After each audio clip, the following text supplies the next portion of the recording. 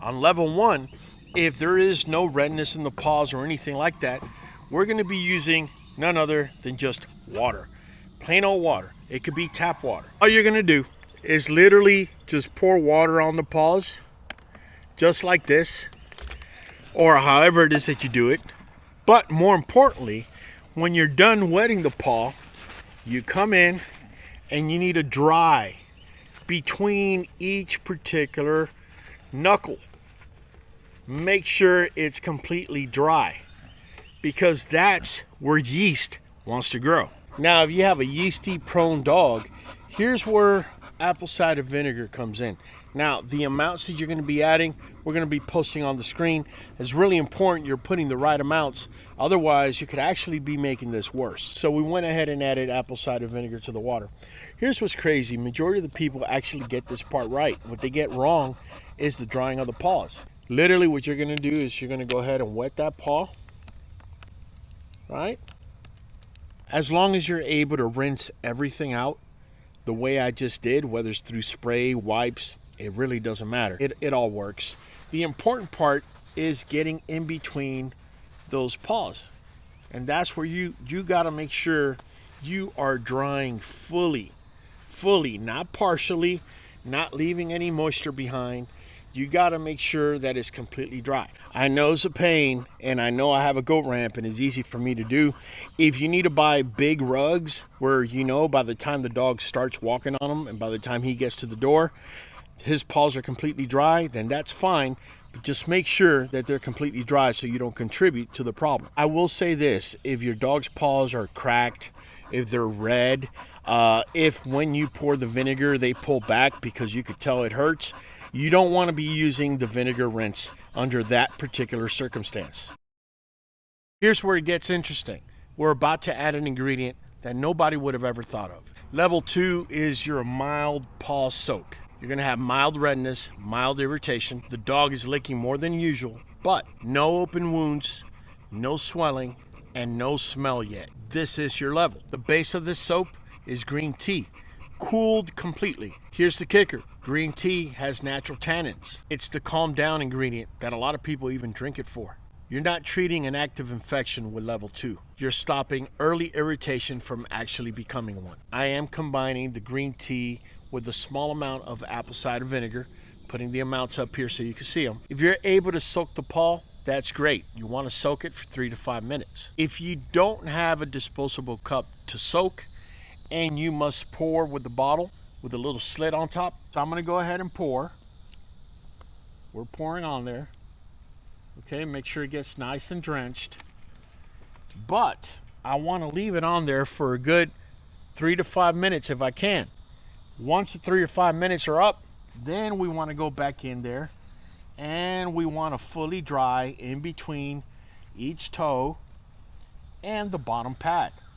Fully. You want to make sure it is completely dry. Not almost dry, not semi-dry, completely dry. Level 2, we're going to be doing every other day for 7 days. Now, I want you to keep a lookout for, if you start seeing brownish spots, if you've seen your dog licking more, if you get a yeasty smell coming out of there, that's no longer level 2. That's now level 3. And in level 3, that's when we're really going to start treating this. Level 3 is for active involvement. We're talking about red paws, greasy paws, yeasty smell, dog paw licking incessantly. That's level 3. This is where we stop the home remedy approach and go to veterinary grade topical support, specifically chlorhexidine. Now, I know many of you are probably asking, Raul, can I use more vinegar? And the answer is no, not at this point. When the infection is active, you need real antimicrobial support. And the research backs this up. University of Illinois specifically lists chlorhexidine, especially combined with antifungal support, as a frontline option for yeast or pododermatitis. And that means yeast on the paws. And that's exactly what you're dealing with at this level. In this particular scenario, you can mix chlorhexidine with either miconazole or ketoconazole. So we went ahead and mixed it in here. Some of you might only be able to find it in ointment form, and that's fine too. You're going to go ahead and mix the chlorhexidine with the water.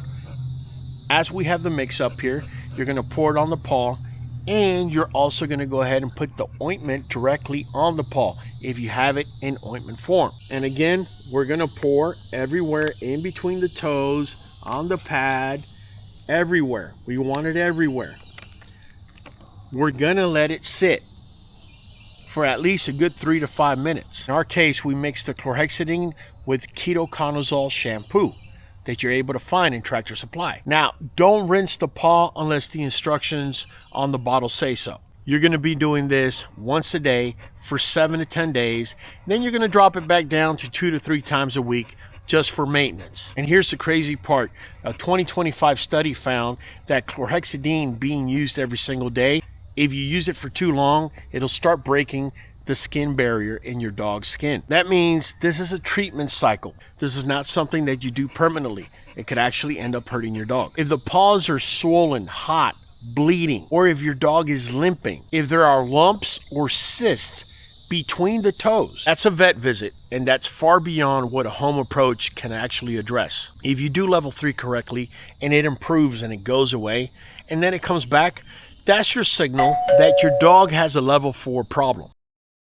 Level 4 is where everything changes, because level 4 is not about what we're going to be putting on his paws. It's about asking why the paws are becoming an exit door in the first place. Let me explain to you why. If your dog's paws become red and swollen or have a yeasty smell every season or every year or every so often, what that means truly is that you have a yeast problem living on the inside of the dog. The paw is just where it's exiting. What if I told you the fix is not in the bottle? It's actually in the bowl and what you're feeding your dog. Level 4 is about the internal environment. And the first thing you got to do when your dog has a flare, you got to look at what you're feeding. If you're feeding kibble, that's your number 1 red flag. Why is that? Because you want to get rid of sugars and high starch. If you flip your kibble bag over and you see ingredients such as rice, wheat, corn, barley, peas, things that are high starch or high sugar, then that's actually feeding your problem. One of the things you actually want to give your dog to counteract the inflammation is sardines, because they are high in omega-3s, and omega-3s have a very high anti-inflammatory effect. You want to do that so you can start getting rid of this. Here's where most people drop the ball. Once you give sardines, that's it. You stop there. Don't stop there. Add plain kefir. Even if you're feeding kibble, add plain kefir and sardines. If you're feeding raw or cooked, that's even better. But with plain kefir, you're going to be able to rebuild the inside environment that the dog has in the gut, because that's where your entire problem is coming from. Yeast is kept in check by good bacteria in the dog's gut. The reason your dog is showing yeast is because it has an enormous amount of bad bacteria and not enough good bacteria in there. We need to reverse that. We need to be adding low sugar fibers such as pumpkin, broccoli, green beans, zucchini. These are actually feeding the good bacteria while starving the yeast. Now, this is the part you need to pay close attention to. We've been running Nuvet and NuJoint DS in our yard for several years. Nuvet is a multivitamin that includes antioxidants that are going to help with your dog's skin and coat and immune support system. That's part of the reason why you're also seeing yeast. NuJoint DS is going to help with your dog's joints, connective tissue, and recovery. More importantly, it's going to be giving your dog anti-inflammatory support, whether it's in the joints, the skin, the coat, anywhere. Now, these are not changing dietary changes. They are the internal bridge that works right along with them. If you want a systemic approach on how to fix your dog's gut, ear infection, or anything else going on with the coat or skin, make sure to click either on this next video or on this playlist. It's been Raul from the Q. I'll be catching you on the next one. Let's go, Fire. Come on.